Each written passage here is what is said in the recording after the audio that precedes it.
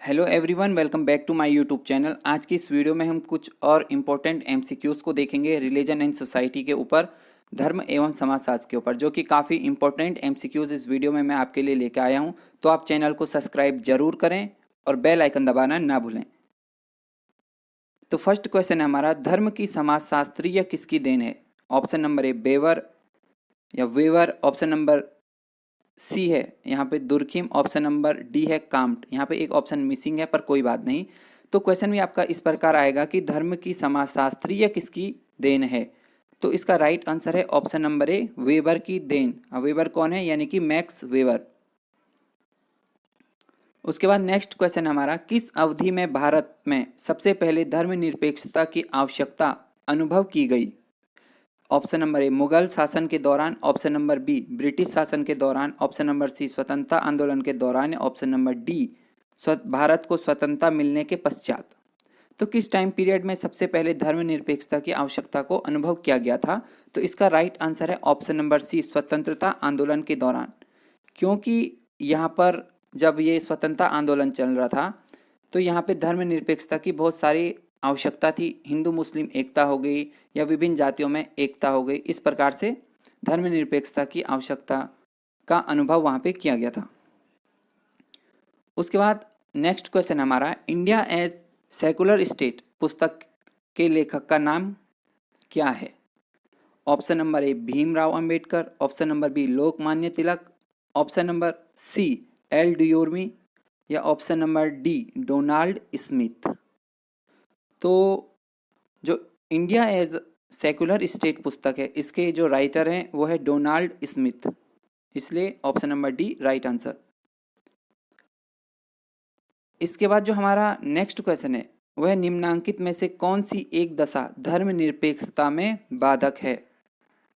Option number ए मुस्लिम जनसंख्या के प्रतिशत में वृद्धि, ऑप्शन नंबर बी जाति आधारित राजनीति, ऑप्शन नंबर सी धार्मिक आयोजनों में वृद्धि या ऑप्शन नंबर डी धार्मिक सुधार आंदोलन।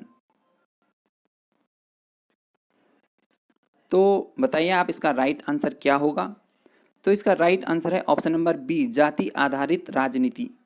यही धर्मनिरपेक्षता में बाधक है, क्योंकि आप भी देखते होंगे कि जो जाति आधारित राजनीति होती है ये आज के टाइम पीरियड पे अधिक होती है, जो कि धर्मनिरपेक्षता के मार्ग में बाधक है।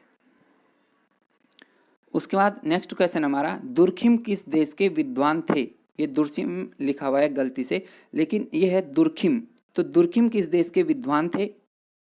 Option number A France, option number B Germany, option number C Italy या ऑप्शन नंबर डी इंग्लैंड। तो इसका राइट आंसर है option number A France. Durkheim France के विद्वान थे। इसके बाद दुर्खिम से रिलेटेड कुछ यहाँ पर इंफॉर्मेशन है, इससे रिलेटेड एमसीक्यूज आपके बन सकते हैं जो ये आपका पेपर होने वाला है सोशियोलॉजी का।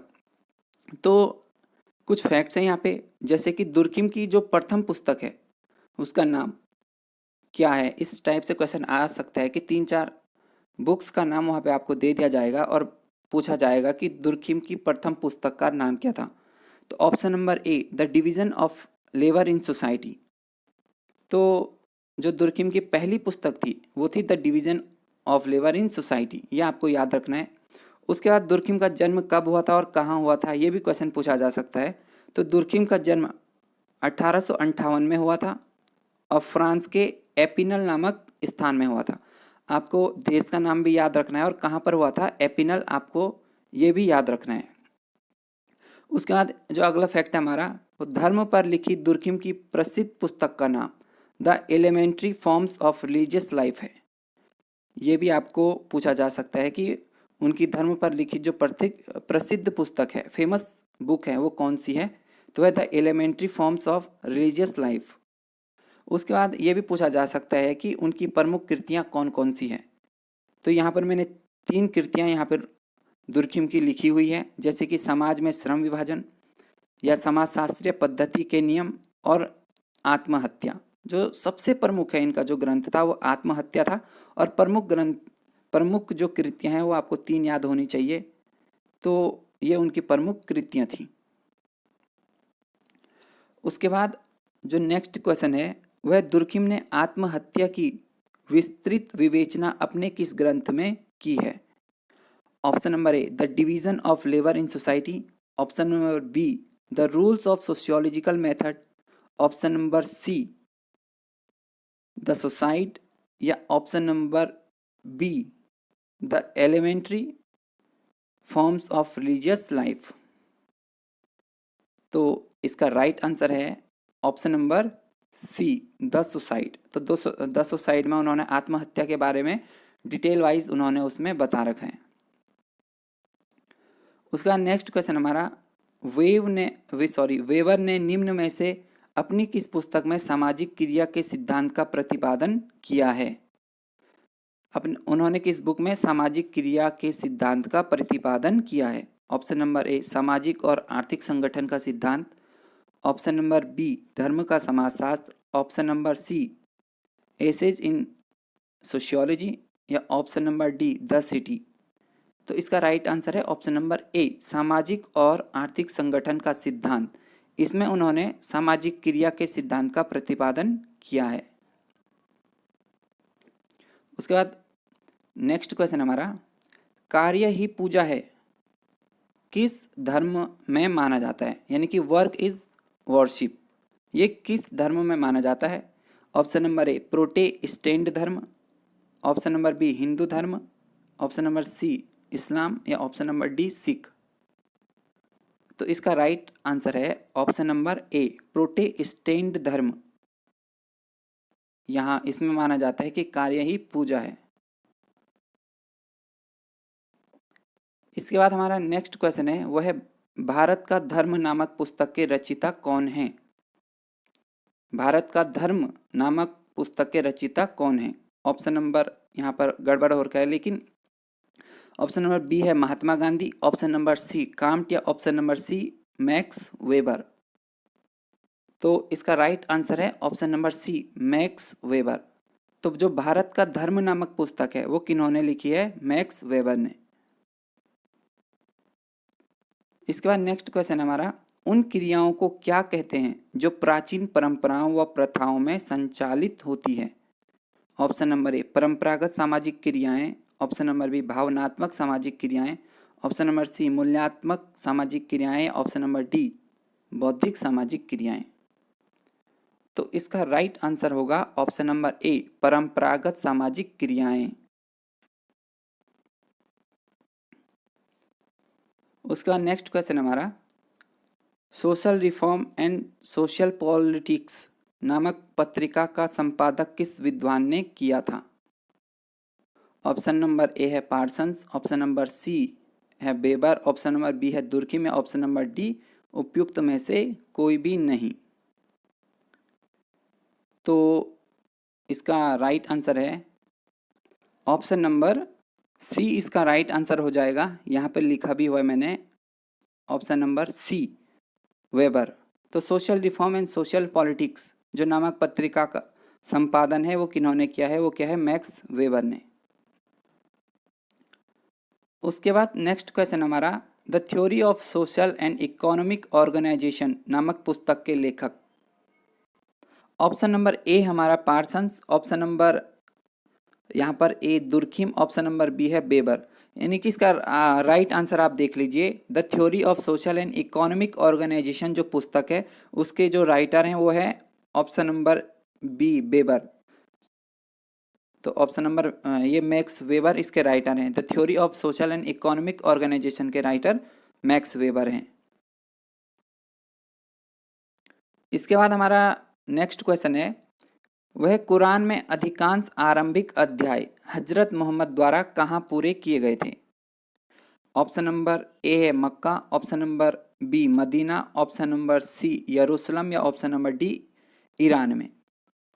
तो इसका राइट आंसर है ऑप्शन नंबर ए, मक्का में। तो कुरान के जो अधिकांश आरंभिक अध्याय थे वह हजरत मोहम्मद द्वारा मक्का में पूर्ण किए गए थे। उसका नेक्स्ट क्वेश्चन हमारा, इस्लाम में गैर मुसलमानों की दुनिया को क्या कहा जाता है? ऑप्शन नंबर ए, दारुल इस्लाम। ऑप्शन नंबर बी, दारुल काफिर। ऑप्शन नंबर सी, सरहिंद, या ऑप्शन नंबर डी, दार उल हर्ब। तो इसका राइट आंसर है option number D, Darul herb. Darul herb कहा जाता है गैर मुसलमानों की दुनिया को, और जो मुस्लिम दुनिया है उसको कहा जाता है दारुल इस्लाम। ये भी आपको याद रखना है। अगर क्वेश्चन पूछ लिया कि इस्लाम में गैर मुसलमानों की दुनिया को क्या कहते हैं, तो उसका आंसर होगा दारुल हर्ब। और अगर क्वेश्चन ये पूछ लिया गया कि इस्लाम में मुसलमानों की दुनिया को क्या कहा जाता है, तो उसका आंसर हो जाएगा दारुल इस्लाम, ऑप्शन नंबर ए। इस क्वेश्चन का जो राइट आंसर है वो है option number D, Darul herb, गैर मुसलमानों की दुनिया। इसके बाद नेक्स्ट क्वेश्चन है हमारा, भारत में निम्नांकित में से कौन सी दशा सांप्रदायिकता का एक कारण है? ऑप्शन नंबर ए, विभिन्न धर्मावलंबियों में आर्थिक असमानताएं। ऑप्शन नंबर बी, धार्मिक अल्पसंख्यकों में शिक्षा की कमी। ऑप्शन नंबर सी, राजनीतिक दलों में निहित स्वार्थ। या ऑप्शन नंबर डी, धर्मनिरपेक्षता की नीति। तो इसका राइट आंसर है ऑप्शन नंबर सी, राजनीतिक दलों के निहित स्वार्थ। जो राजनीतिक दलों के निहित स्वार्थ होते हैं यही सांप्रदायिकता को बढ़ावा देते हैं। इसके बाद नेक्स्ट क्वेश्चन है, निम्नांकित में से कौन सी एक दशा धर्मनिरपेक्षता में बाधक है? इससे पहले आप चैनल को सब्सक्राइब जरूर करें और बेल आइकन दबाना ना भूलें। तो ऑप्शन नंबर ए हमारा मुस्लिम जनसंख्या के प्रतिशत में वृद्धि। ऑप्शन नंबर बी है जाति आधारित राजनीति। ऑप्शन नंबर सी है धार्मिक आयोजनों में वृद्धि। या ऑप्शन नंबर डी, धार्मिक सुधार आंदोलन। तो धर्मनिरपेक्षता में क्या कौन सी बाधक चीज है इनमें से? तो जो जाति आधारित राजनीति होती है वही धर्मनिरपेक्षता में सबसे बड़ी बाधक तत्व होती है। तो राइट आंसर है ऑप्शन नंबर बी, जाति आधारित राजनीति। तो ये थे इंपॉर्टेंट एमसीक्यूज, और all the best for your examination. सारे क्वेश्चन करके आइएगा। तो थैंक यू, और चैनल को सब्सक्राइब जरूर करें।